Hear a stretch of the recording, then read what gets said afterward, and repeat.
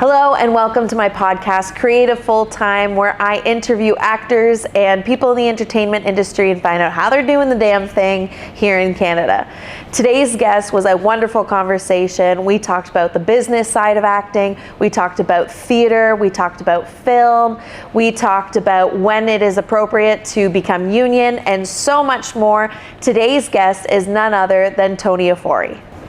Before we get into the interview, if you could hit that subscribe button, it would help us out so much. It costs you nothing, but it helps us out incredibly. So please hit that subscribe button and enjoy the interview. And today I have Tony Ofori. Welcome. Thank you for being on my podcast. Thank you for having me. Absolutely. So when did you know that you wanted to be an actor? Looking at your resume and your training, it looks like you knew pretty early on. Shit, I still don't know if I want to. Never mind. In high school, I did it. It was something that I did. And my drama teacher was like, "You're really good at this. You're a natural born leader. You owe it to people that look like you to pursue this, to be an example. Yada, yada, yada. You're the chosen one," that kind of whole speech. And I didn't really want to do that. I didn't want to be a leader. I didn't want to be someone anyone looked up to. I was young. I just want, because I'm also an older brother, so like this whole leadership mentality, and it's something that had been haunting me from the beginning. Guess it would have been just easier if I just stepped right into the role, but yeah, I didn't want that for myself. I wanted to be regular and without attention, and didn't want anyone to look at me. And it's only when I got older, probably, I went to college just to see if I would fall in love with acting, and it was hard in theater school. I wasn't like everybody else. My voice sounded different. My pedagogy was different. I was a bit of an outcast. And that's because everyone else's motto of what acting was far different from mine. And that further proved that, I don't want to do this. And I'm not the leader that people see in me. But by my third year, being introduced to Obsidian, I found what my voice was, and I figured out what I was meant to contribute to this industry. So now I'm contributing, and I've found my voice, but I'm still finding it, because this work is never finished, and I'm helping people find their voice, and they're continuing to find their voice because the work's never finished. That's pretty much the origins of that. Amazing. Yeah. And when you say you had a different view of acting early on in school, what was yours versus everybody else's? Well, I think like the general pedagogy of acting is, like Stanislavski and Uta Hagen, and which are very important contributors to the art form. I'm not negating that at all. But I think the power of being a well-rounded artist is to having the awareness and the knowledge of those, and adapting the things that you're good at, your own rhythms, your own tics, rather than trying to mask it to become this polished version of yourself. I think like, I remember a note I got in theater school was, you might want to stop rapping, because I was rapping at the time. They're like, you might want to stop rapping because that eventually that's going to affect your rhythm. Heard it? Thank you for the advice. No, because my rhythm, my swag is what makes me interesting to watch as a person. The note shouldn't be stop doing something. The note should be figure out other ways to be versatile, so this is not your only trick, But the skills and tools that you have that make you want to harness, because nobody else can do that, rather than becoming a blank canvas and just being the same as everyone else. Mm-hmm. Yeah. Yeah, 100%. Yeah. That resonates so deeply. Yeah. I hope it resonates with everybody else too, because it's like a very, very good way of putting it too. Like I've had other people say things similar to that, but the way you said it was right. And I've had friends that have an accent, and people are like, you should lose your accent. Yeah, they're trying to beat the accent out of people. Don't lose your accent. That's who you are. Try to adopt other accents so you have more in your wheelhouse, but don't try to wash away what makes you you. It doesn't make much sense. Yeah, for sure. Because you're right. Then everybody's just in the same kind of cookie cutter mold. Exactly. Or pumping out the same. Exactly. More of the same, and we don't really need more of the same. We really do not. Yeah. Yeah. I mean, a lot of what we have going on right now is problematic to begin with. So why? You know, we're trying to move away from that. Yeah. Yeah, exactly. Definitely benefits.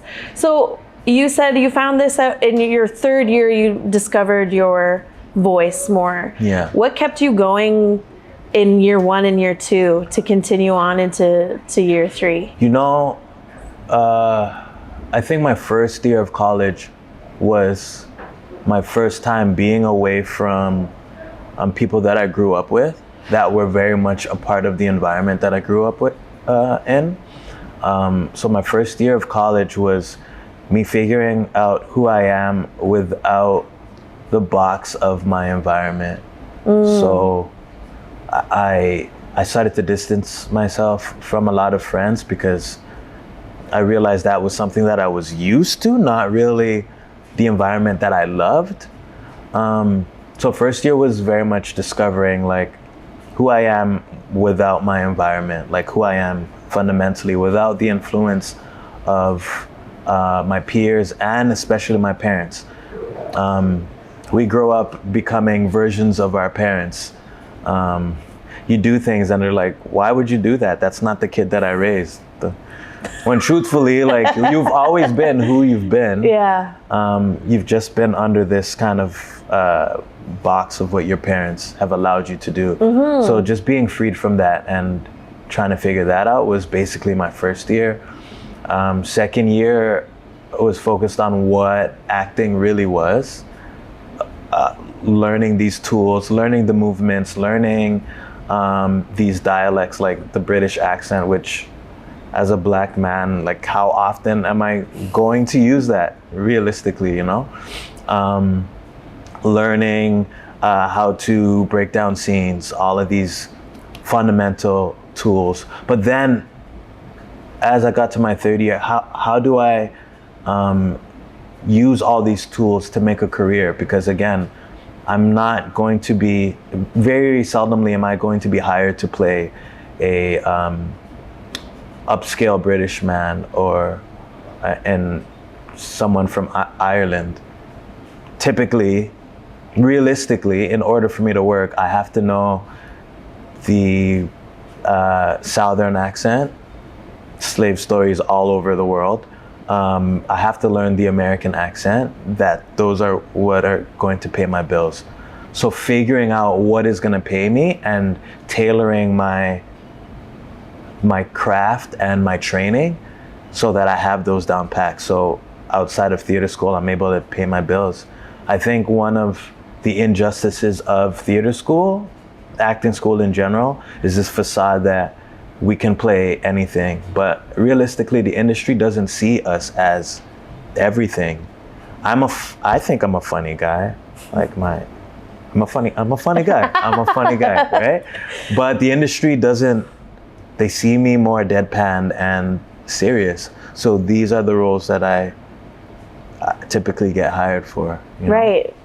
Yeah, you're right. Yeah, I don't think the industry is caught up with the rest of the world. Yeah. You know, because there is tons of black people in England and Ireland. It's just, we'll never see us portray that on screen. Definitely. I mean, now we have Bridgerton, but like... Yeah.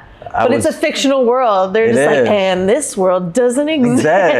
We're going to play Taylor Swift on the violin. That's right. Sounds dope though, but... It does. It's great. I've watched all of Bridgerton, so no hate. But yeah, you're right. Like, it just hasn't caught up with the rest of the world and what we see every day. Right. Because everybody's everywhere. Right. And and yeah, the boxes that the industry fits us into. I hear it a lot, like a lot of guys that come in and I interview are just like, yeah, I'm never like a romantic lead or funny because I look so serious to them. So that's what I get roles for. Do you enjoy those roles?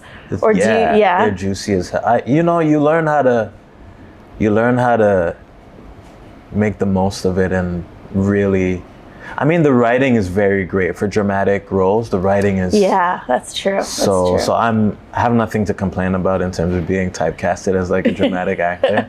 Fair. I'd rather that than being typecasted as a comedian actor because it's kind of hard to get out of. But that's true.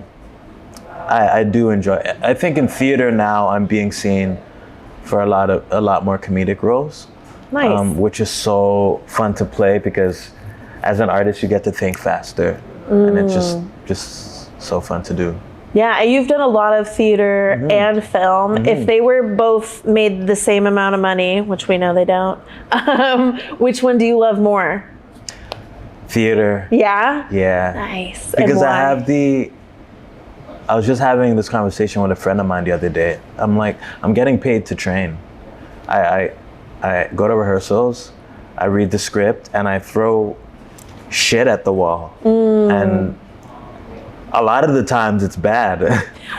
But then when you fisk through the shit, sometimes there's a ring in there and you can put it on and it's great, Like I get paid to work with some of the Canadian greats and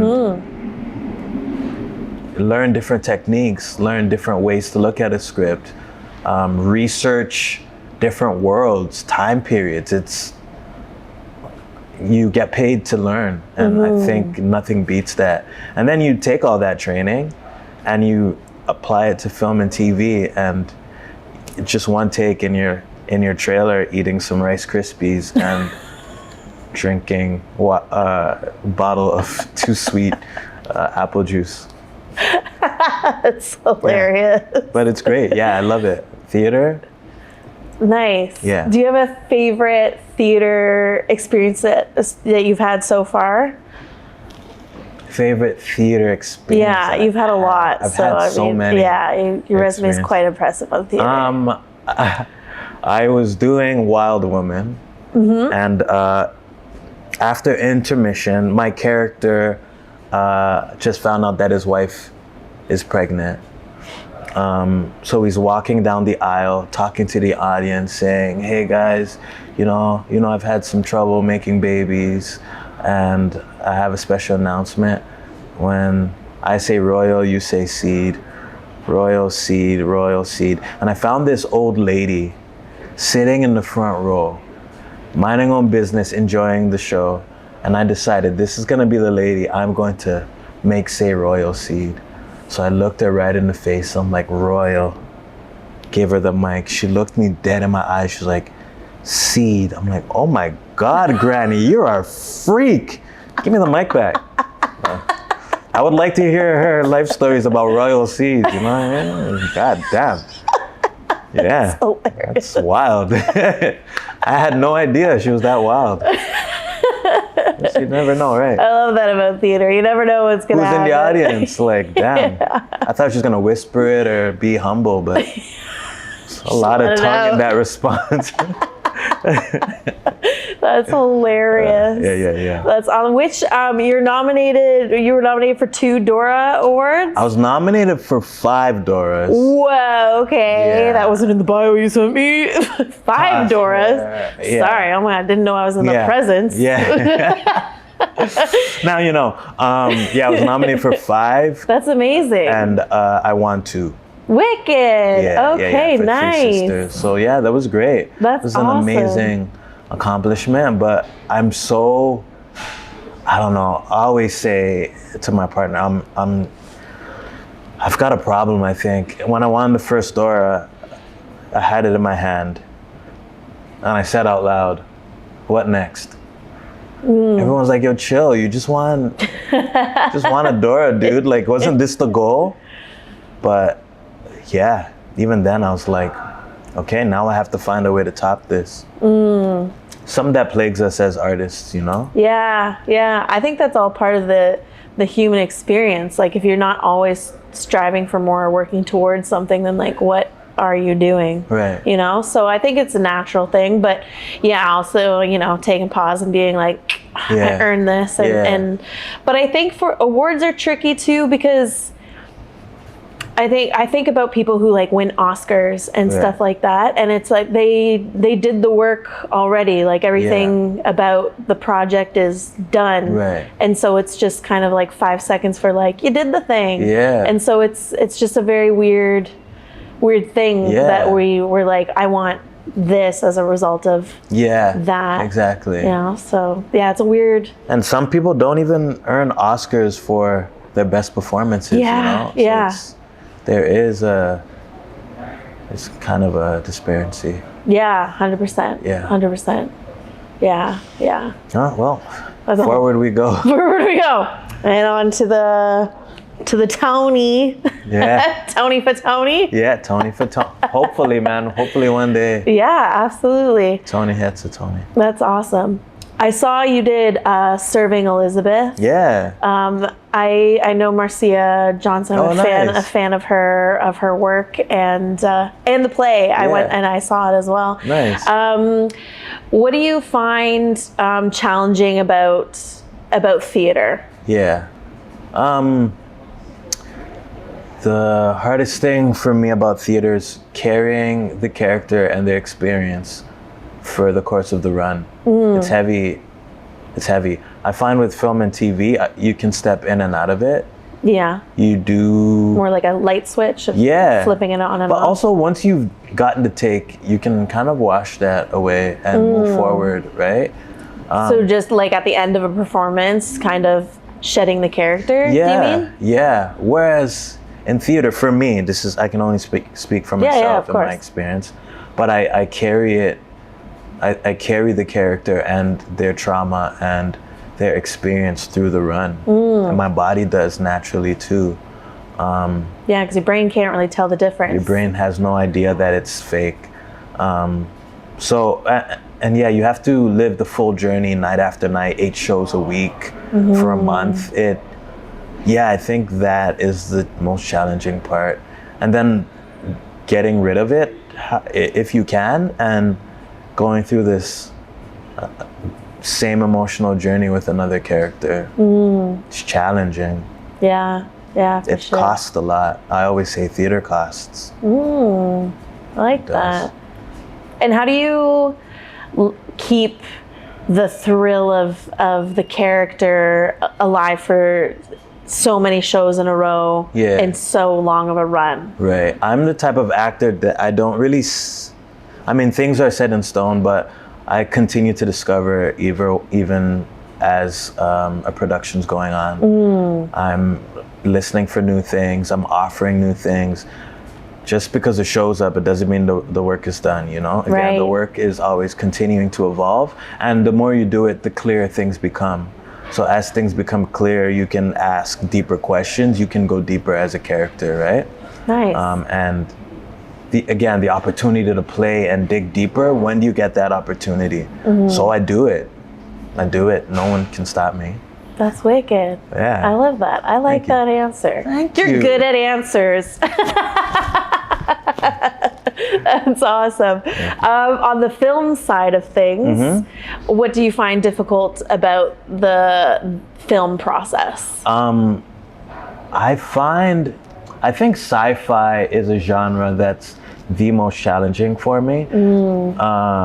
Especially like things like Star Trek. Like certain things don't exist and you have to make sense of it in your brain. Yes. Which is all great and dandy in the first hour and a half. But as your brain starts to get tired, your brain can't pretend anymore that these things make sense. So I have the same feeling about fantasy. Yeah. And I'm like watching fantasy and being like, wow, these people, like, you really have to fully believe it. 100%. And because if you miss, it just looks cheesy. Yeah, it looks cheesy. It becomes a children's play really quick. And also, like, this is information for the audience. You know, so if it's a disco combobulator, you have to really know that it's a disco combobulator and you can see it. Yeah. And the audience is like, oh yeah, that disco combobulator. And it's context for the entire piece. But in filming it, after the third hour, you're like, nope, don't got it. Let's run it again. Like, don't got it, you know? Don't got it. Yeah. That's so funny. And it's so interesting being on a set and everyone's dancing and everything's going, and then brains start to get tired and everyone's like, that's my line, isn't it? Cool. Nice. Yeah. I find it comforting too when that does happen. I'm like, oh, thank God it's not It's not just me. Because I'm about to do that too on my coverage. I'm not going to say shit. Exactly. Can we do my coverage first, actually, please? Please. Here's $20. That's right. Yeah. That's hilarious. Yeah. What do you find difficult about the whole acting, like being a creative, being an actor? What is the most difficult part about that?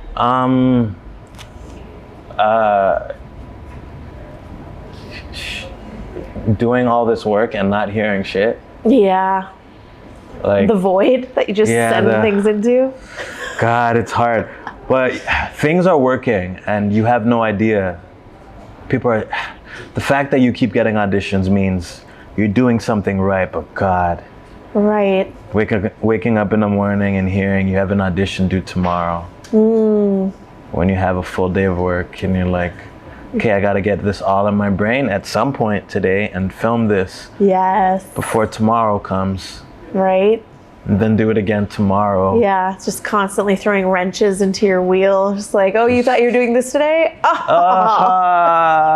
Cancel your plans. You're not going to that wedding. Yeah. The wedding. That's cute. You got a haircut and stuff.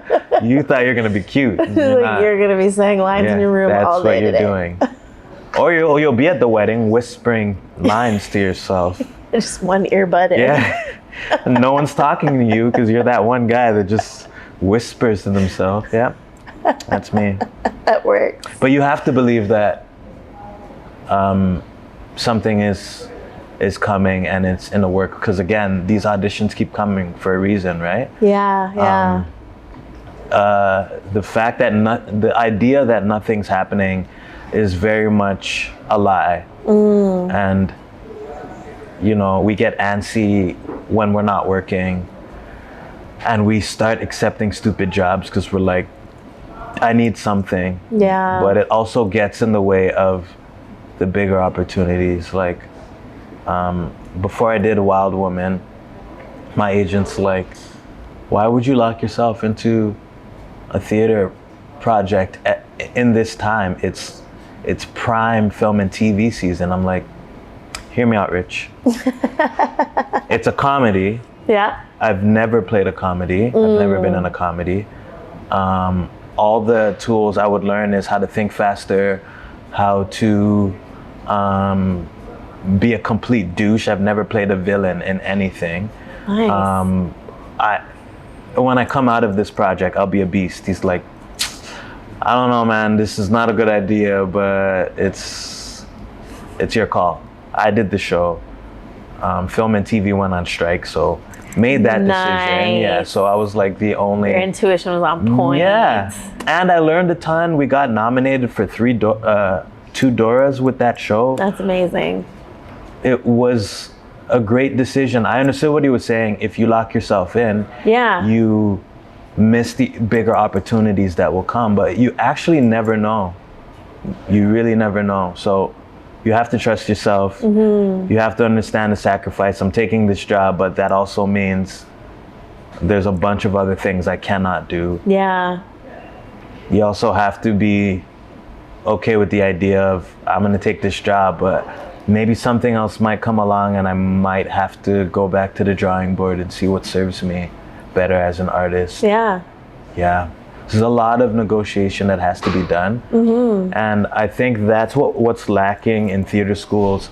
Nobody teaches you the business side of it. Yes. I was just going to ask you. You seem very strategic and Yeah. a good business brain. Yeah. Well, you hear a lot of stories of like starving artists, and like it's very easy for that to happen if you don't look for other avenues or you are not thinking of it as a business.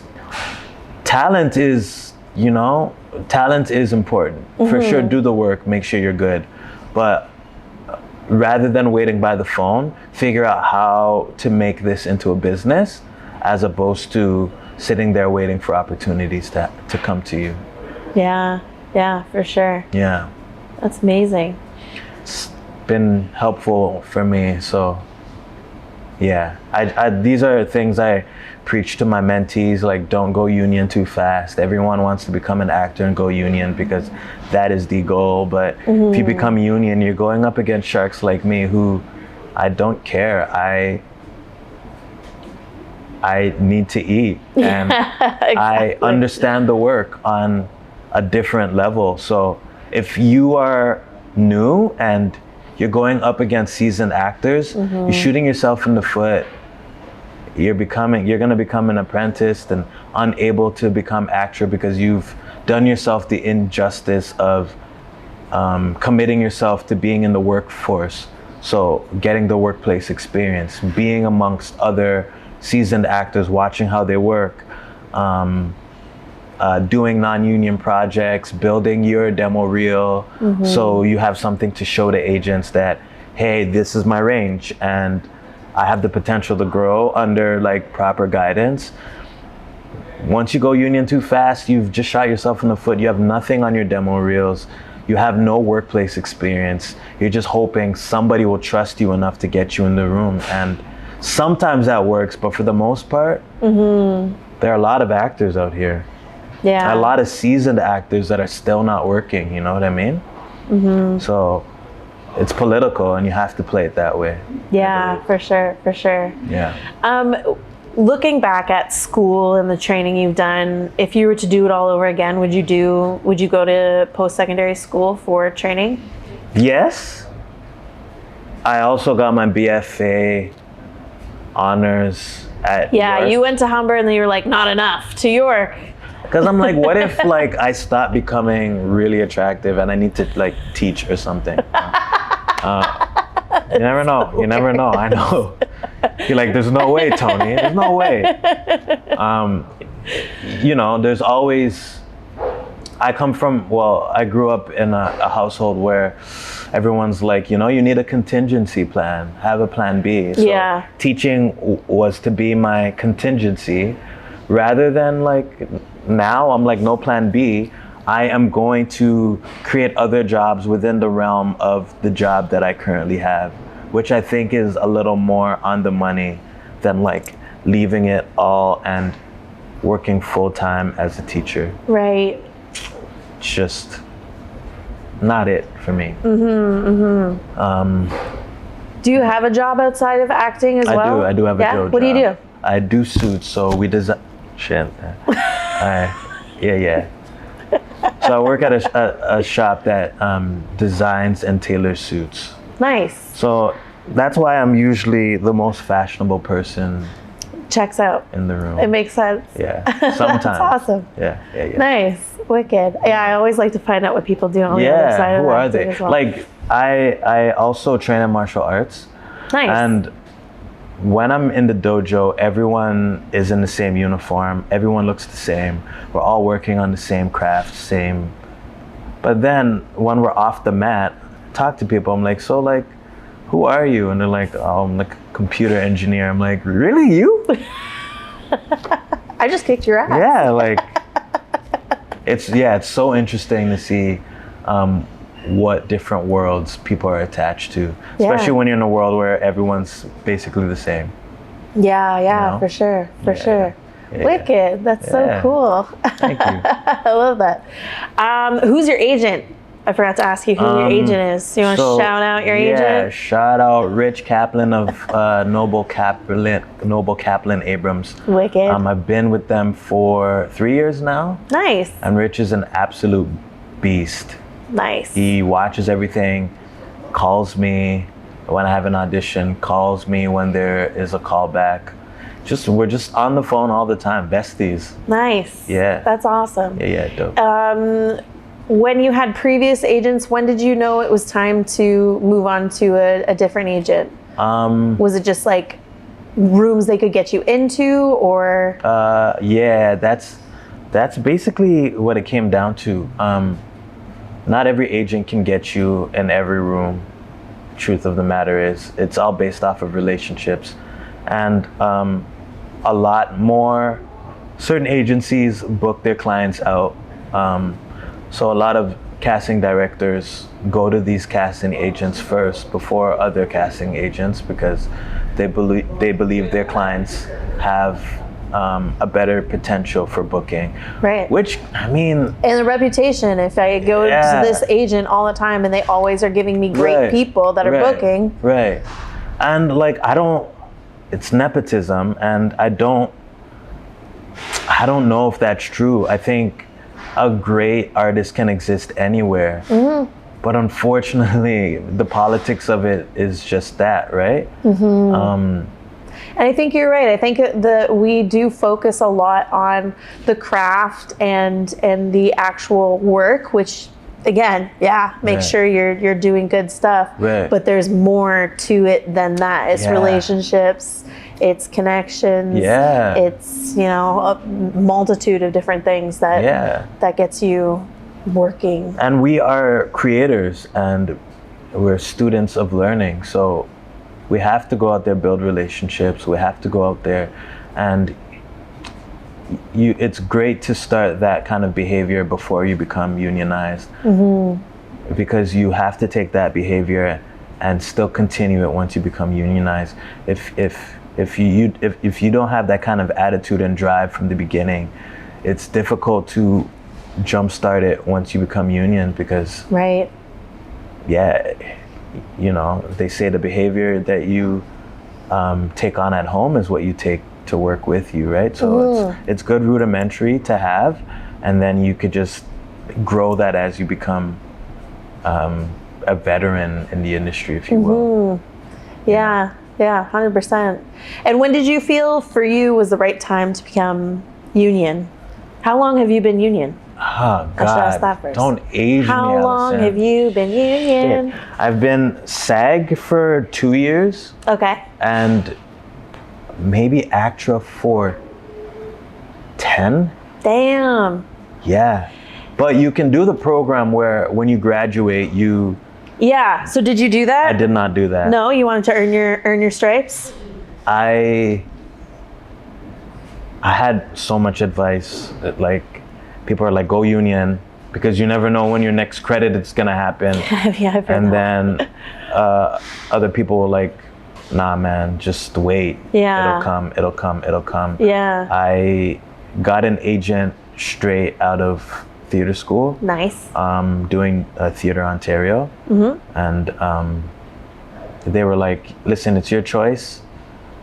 Here's the thing. You can make a lot of money by doing non-union because there are no barriers, whereas being ACTRA only limits you to ACTRA work. That's the information you need. You make your choice. So I stayed non-union for a bit. I think I gave up my first 2 credits, and I think in my 5th year of being non-union, I was using Mandy, and I was booking like everything I would audition for, I was booking. I'm like, nice. Okay. I was starting to delete things off my demo reels because I just had so many things. I'm like, okay, nice. I think it's time, but I was nervous, and I'm like, I don't know if I'm doing the right thing. You never know. Yeah.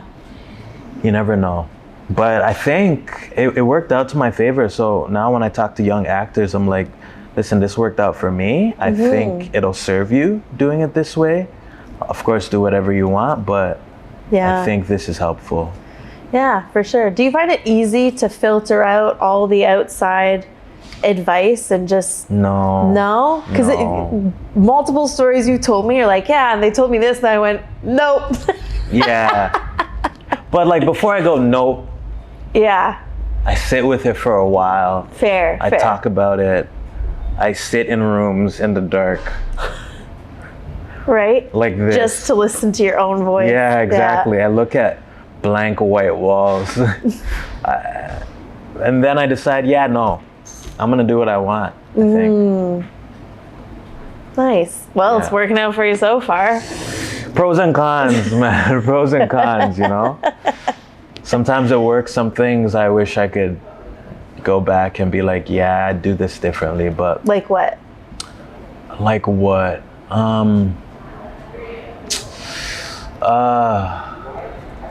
I think a few contracts that I've taken, I wish I wouldn't have. There's some that I didn't take that I wish I could have. Right. Just for personal growth and like the people in the room. And what were the reasons of doing the contract when you wish you didn't? Desperation. Just like taking the jump shots and none of the balls going in the net. And you're like, sweet, got something. Right. Don't love it, but it's a job. It's a job. And then you're in there and you're like, oh my God, I hate this. Yeah. Why did I do this? I know those ones. Yeah, 100%.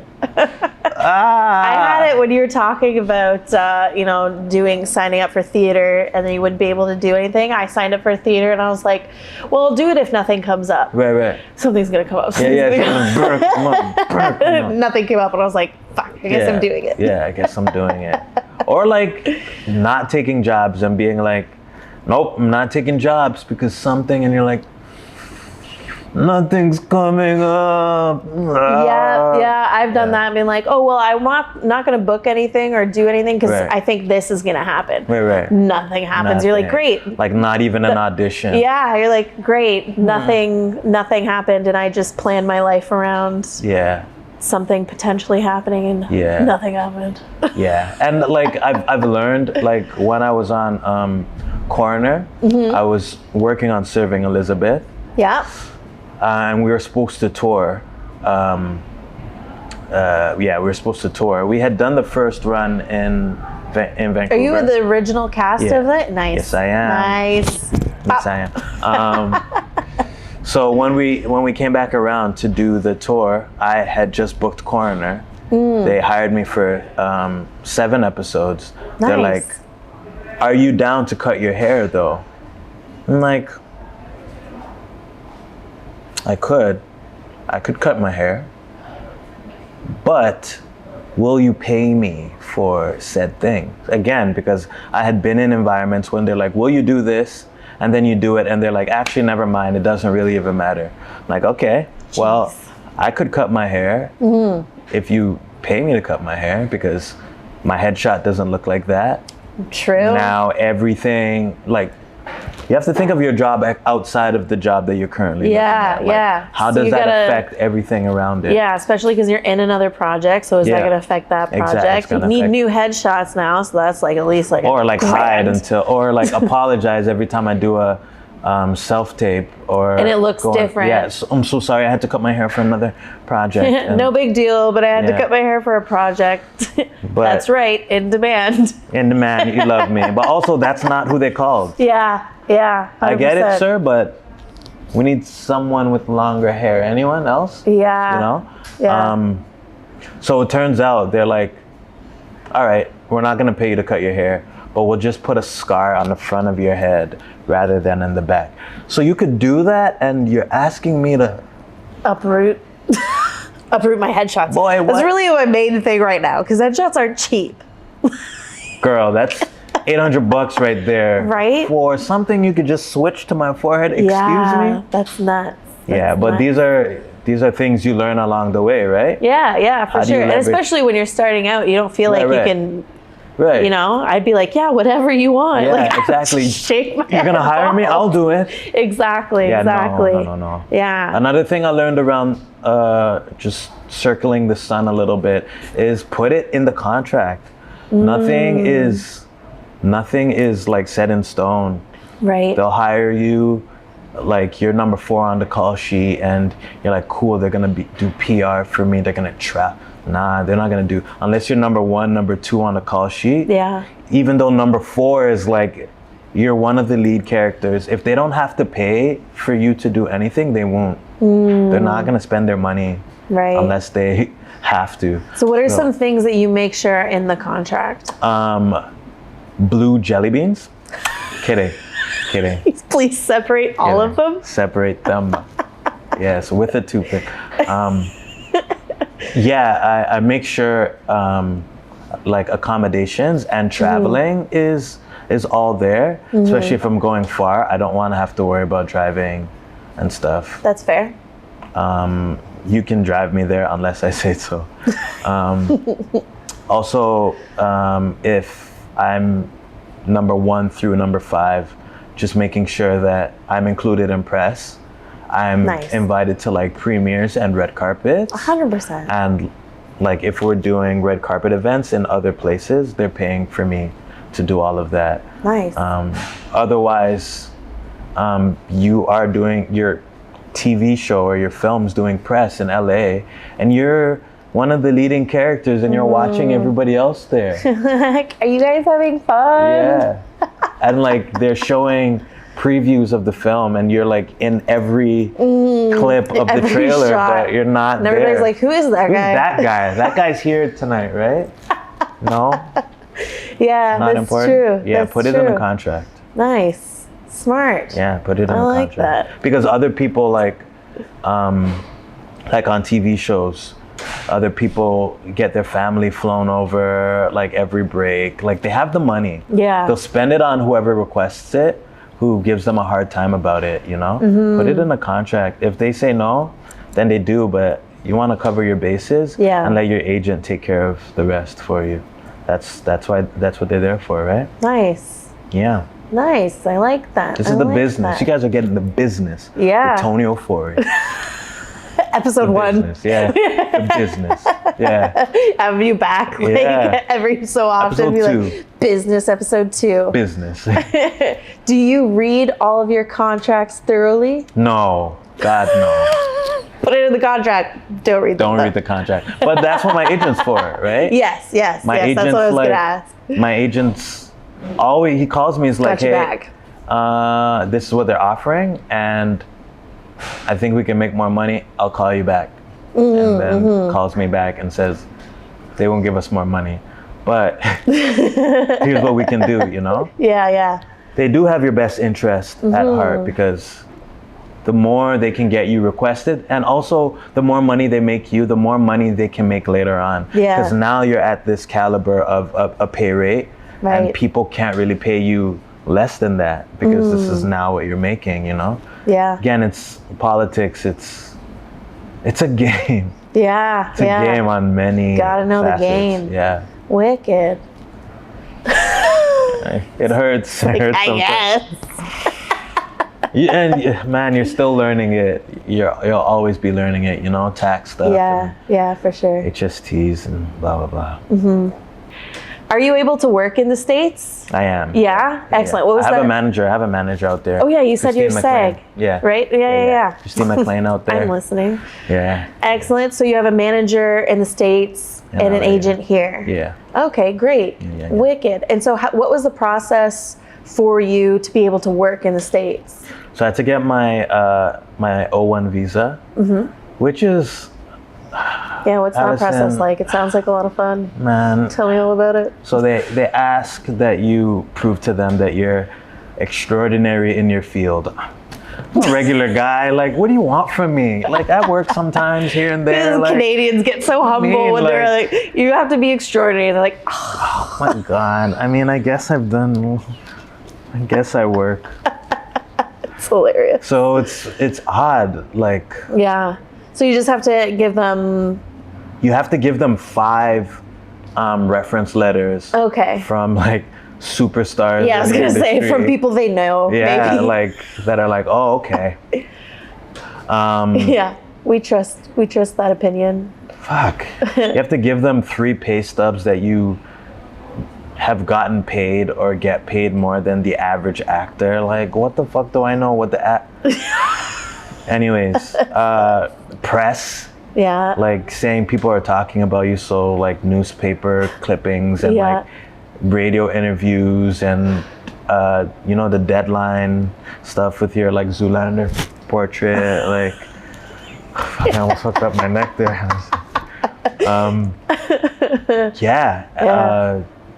What else? Yeah, things of the sort. Yeah. And then money. Just a little bit. Yeah. Just a little bit. Leading roles, like your top 5 leading roles, Yeah. and what they rank on IMDb, and It's stressful. It's so stressful. That's annoying. Were you worried about it not getting accepted?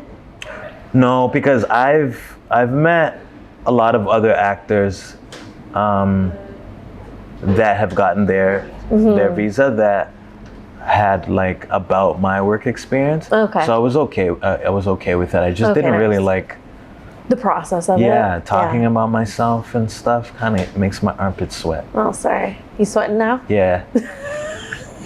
Don't look. Don't look. He looked.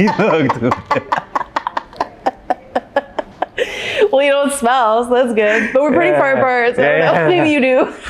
Arms stay close to the body at all times, strictly. Elbows down, elbows in. That's hilarious.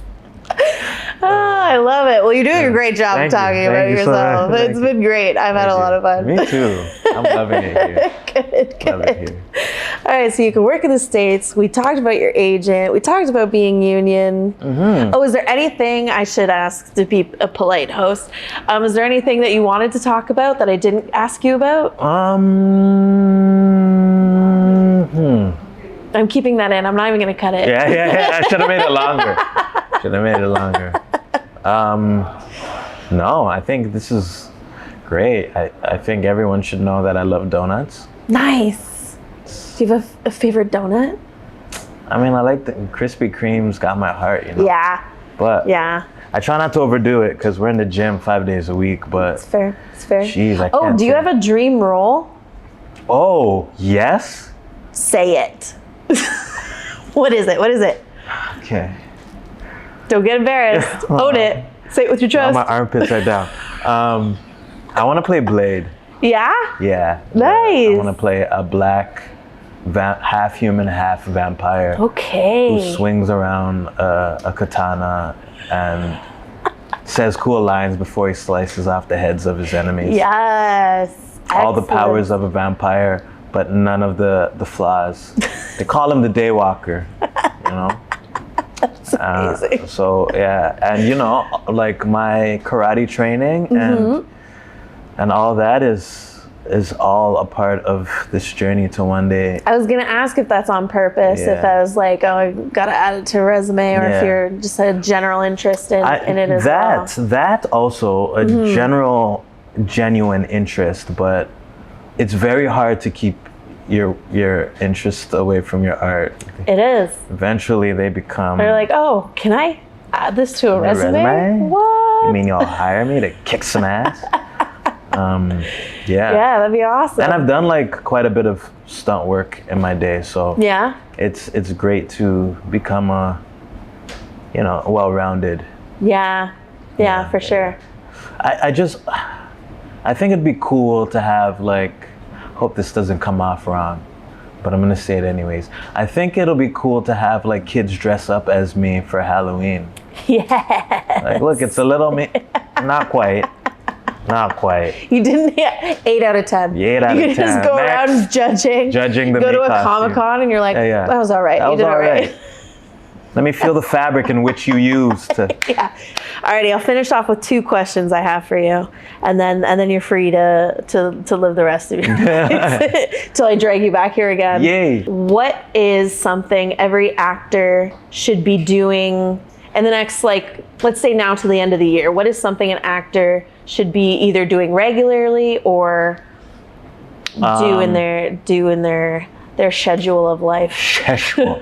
Every actor should be doing something that doesn't involve acting. Ooh. It's very easy to become obsessed with this world. Yes. I think everyone needs something I like that's that answer. very different from this. Yeah. We need it. Wicked. What do you do that's very different? Karate. Nice. Once I'm there, and everything else can wait. Nice. Yeah. Nice. It's not all consuming Exactly. and not all, yeah. Right. Takes off the pressure a little bit. It really does. I'm building relationships with people that are not actors, that have their own thing going on. Yeah. We're all chasing belts. We're all working on technique, breathing, strength. Nice. Yeah, get a hobby, do something that's very different from this. Nice. Excellent. I like that. It's always weird talking to non-creatives, non-actors. Yeah. So You enjoy your 9 to 5? yeah, I'm exactly. confused. You sit down all day. Is that why your butt's flat? I see. Yes. And what is a piece of advice that you would give your younger self or actors starting out on their journey? Woo! That's a hot one. That's the Wear best deodorant. Kidding. Piece of advice I would give to a younger me. Your superpower is discipline. Being disciplined is you're ahead of the game automatically. Discipline looks like different things. Waking up early to work out, reading the sides before everybody else, showing up prepared, not doing the things that are unimportant for the greater good. Discipline is such a superpower a lot of people don't have. They just don't want to do it. It's much easier to be like, oh, I wish I could do that, but I've got these other things going on. So being disciplined is a superpower. Nice. Learn it, be great at it. Wicked. I love that. Well, thank you so much for being a guest on my podcast. Yeah, This is thanks so much for having me. fantastic. Yeah. I could talk to you for hours and hours, but I'll let you go because we're already coming up to an hour. Thank you. Thanks so much for having me. This was great. Yeah, absolutely. Thank you so much. Yeah, and I'll see you next time on Survivor. Part 2 of The Business. The business. Yeah. Part 2. The business business. side. That's right. I don't know, man. It started here. Sorry to hear. I know. If you're watching this, you're part of the first people to see it. That's right. Yeah, no, it's so important, the business side of things. Yeah. It's for wicked. Sure. Thank Excellent. you. Well, thank you so much. Thanks for having me. See you again. My See you pleasure. soon. My pleasure. Ciao. Thank you so much for watching this interview. I hope you learned a lot. I hope you enjoyed it. I hope you laughed. I certainly did. If you liked it, please like, comment, subscribe on YouTube and our social medias. If you'd like to donate to the podcast, you can head to my website, AllisonMullings.com. There's a place to donate there. Pay what you can. And we'll see you in the next interview.